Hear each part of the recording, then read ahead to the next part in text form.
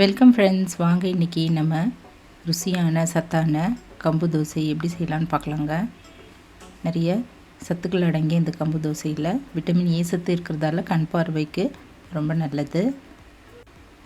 நார் சத்துக்களும் இதில் நிறையா இருக்குங்க. அதனால் இதை நம்ம அடிக்கடி எடுத்துக்கலாம். டயபிட்டிஸ்க்கும் இது ரொம்ப நல்ல உணவு. அரிசிக்கு பதில் நம்ம இது போல் கம்பு தோசை, கம்பங்கூழ் அது போல் எடுத்துக்கலாங்க.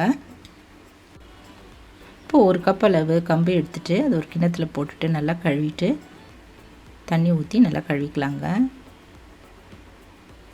க்ளீன் பண்ணிவிட்டு இதை நல்லா முழுகிற அளவு தண்ணி ஊற்றிட்டு நம்ம ஒரு நைட் ஃபுல்லாக இது ஊற வச்சுக்கலாம்.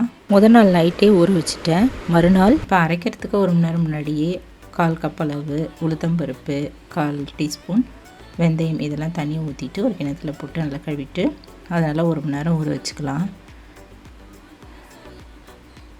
இப்போ இந்த 2 மாவுமே நல்லா ஊறிடுச்சுங்க. முதல்ல கம்பு அரைச்சிக்கலாம். தண்ணியை வடிய விட்டுட்டு மிக்ஸி ஜாரில் போட்டு அரைச்சிக்கலாங்க. கொஞ்சமாக தண்ணி ஊற்றிட்டு கொரன்னு லைட்டாக அப்படி தொட்டு பார்த்தா கொரன்னு இருக்கும். அது போல் அரைக்க பதத்தில் எடுத்து நம்ம கிண்ணத்தில் ஊற்றி வச்சிடலாம். இப்போ அதே ஜார்லேயே நம்ம இந்த உளுத்தம்பருப்பு, வெந்தயம் இதெல்லாம் போட்டுக்கலாங்க. தண்ணியை வடிய விட்டுட்டு போட்டுக்கலாம். இப்போ இதையும் நல்லா அரைச்சிக்கலாங்க. இதையும் அதே மாவில் போட்டுட்டு 1 ஸ்பூன் அளவு கல்லுப்பு அதையும் போட்டுக்கலாம்.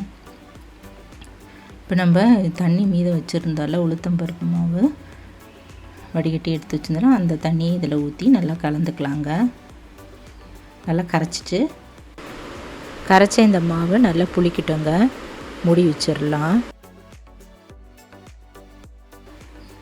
இது காலையில் தான் அரைச்சிருந்தாங்க. இப்போ இது நைட்டு நல்லா புளிச்சிருந்தது. இது நல்லா கரண்டியில் இது போல் கலந்து வச்சுட்டு தேவையான மாவு நம்ம ஒரு கிண்ணத்தில் ஊற்றி வச்சுக்கலாம். தோசை சுடுறதுக்கு கொஞ்சம் தண்ணியை ஊற்றி மிக்ஸ் பண்ணி எடுத்து வச்சுக்கலாம்.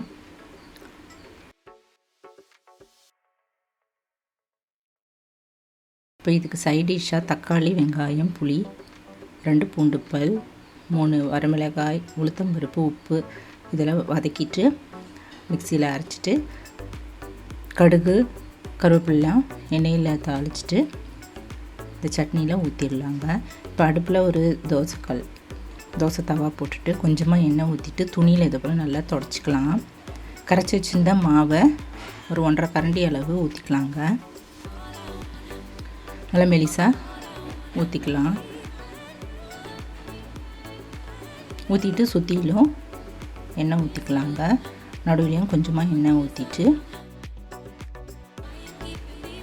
திருப்பி போட்டுக்கலாம்.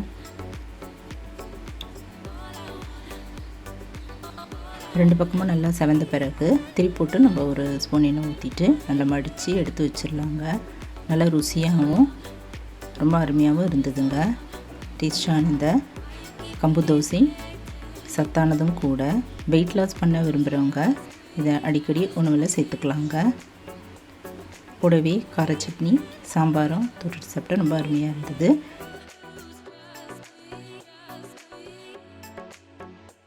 நீங்களும் இந்த சத்தான கம்பு தோசை ட்ரை பண்ணி பாருங்கள். இந்த வீடியோ பிடிச்சதுன்னா என்னோடய சேனலான குக்கிங் வித் சித்ரா அன்பு சேனலை சப்ஸ்கிரைப் பண்ணிக்கோங்க. தேங்க்ஸ் ஃபார் வாட்சிங். நம்ம அடுத்த வீடியோவில் பார்க்கலாம். நன்றி, வணக்கம்.